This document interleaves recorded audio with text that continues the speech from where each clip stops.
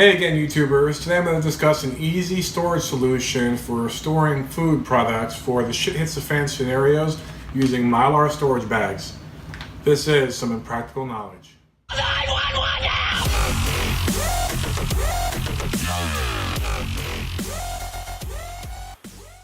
Okay, so one of the first things you're going to need, of course, are your Mylar storage bags. Now, I purchased a kit of Mylar storage bags from Amazon. You can also purchase them from eBay, and there are other sources on the internet you can get them from. The kit that I got came with 1 gallon bags, and they also came with these 10-gallon bags for larger storage, depending on your needs and what you're going to be storing inside them. One of the good things about Mylar bags are they are resistant to mildew, bacteria, and they are very good insulator. You can pretty much put anything you want inside here. You can put ammo if you wanted to. Weapons, if you wanted to put a handgun with a little cache of ammunition and bury it in your backyard for who knows what purposes in case you might need it one day, this is the best way to go. You can also use it for food storage, as I've done. I'm going to go through the step-by-step on how to do this. First, of course, you want to get your kit. Next, you want to have whatever product you're wanting to put inside the storage bag. In this case, we're going to use some rice. Got me a big bag of rice here. So what I'm going to do is open this bag up and use one of my 1 gallon bags of Mylar storage. I'm going to hold this open.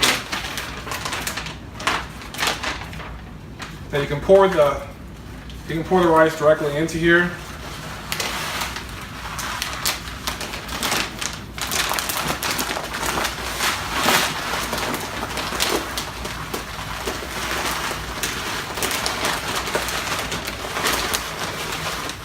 You want to try to fill the bag as close to the top as you can without overfilling it, of course.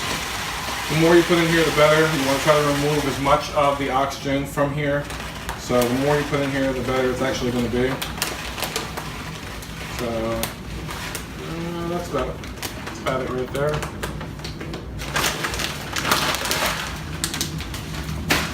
Once you go ahead and put whatever product you want to be. It can be rice, it can be potato flakes, noodles, beans, ammo, weapons, whatever it is that you want to put inside there. You want to make sure you fill this thing up, get the bag nice and full. Next thing you want to do is, and most kits come with this is an oxygen absorber. Most of the kits that I've ordered online come with them, but you can always order these separately. They'll come in a little Ziploc or airtight bag that has a bunch of them in there. Just make sure that when you're using this, you understand that once you open this, you've got to use all of them. If not, they're going to just become no good. You're going to absorb the oxygen in here, and you'll have to get some new ones. Once you filled your bag up, depending on the size of the bag, this is 1 gallon, so you want to use a smaller oxygen absorber. I'm not sure what the size is on this exactly, but this came with the kit. You just want to make sure you get one of these and put it inside the bag. Now, I found the easiest way to do this, to seal this bag. Now, you can do it 2 ways. You can use an iron. You can actually use a lighter if you wanted to and kind of just push it together. The iron is probably going to be easier, but for me, since I do have a daughter and a wife, I use their hair straightener. So what you want to do is, once you have this nice and full, you want to get the hair straightener and just kind of come on over here like this and just seal the top of the bag.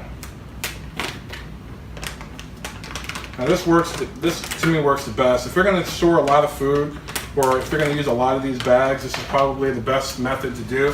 Super easy. Get yourself one of these. You can get them for like $9 at Walmart, super cheap. What you want to do is seal the bag up. This ain't going anywhere. It's nice and sealed. It takes about a day before it absorbs all the oxygen. I have an example here of one that has been, this was back on April 24th of last year. You can see this is a bag of jasmine rice.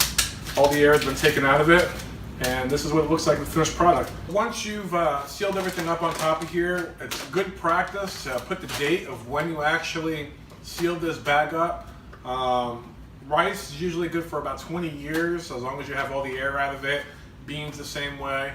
The flakes of potatoes are kind of touchy with that.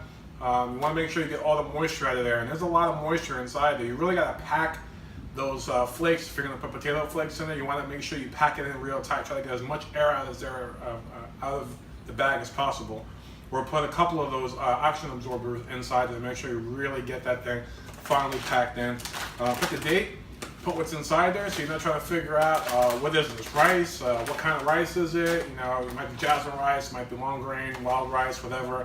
You'll know exactly what's inside there by labeling it. Put the date so you know how long it's been inside the bag. Of course, you want to do your rotation. Start with the oldest products first, and that's pretty much it. Again, like I said, you can use this for just about anything that you really want to. I wouldn't put liquids inside there. It's not going to work as well.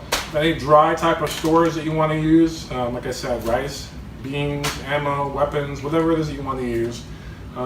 This is really going to protect whatever you have inside here, and it's going to be well worth your while. And then, like I said, they come in different sizes.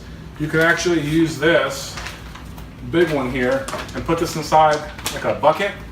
Fill the bucket up, seal the top, close this, then just put the lid on top of the bucket, and you're good to go. And this will protect you, you know, from ants, from bugs, bacteria, any type of moisture from entering inside there and destroying your food product or whatever you have inside here. If you're going to start prepping or start doing anything where you want to kind of put some food away for a hurricane, natural disaster, or you know, for anything, you can even put some of your, like if you know you're going to be in an area where there might be flooding, you can also use this for birth certificates, social security cards, anything you want to keep dry and safe. Mylar is the way to go. It's cheap, it's easy, it's easier than canning, and it will save you a lot of money. I know there's a lot of places out there right now that sell these natural disaster kits that have food. Some of them actually have small pouches of this with water in it. Do it yourself, save the money, it's easy to do, like I said. Whether your Mylar pouches, your oxygen absorbers, and get you something to seal the top, like I said, using a hair straightener is the easiest way to go. I'll put a link in my description of where you can get these products. So that's it for this episode of Practical Knowledge. Hopefully you got some good information and useful information out of the subject we discussed today. If you liked the video, please hit the like button and subscribe to my channel if you find this information valuable. Again, enjoy this Practical Knowledge.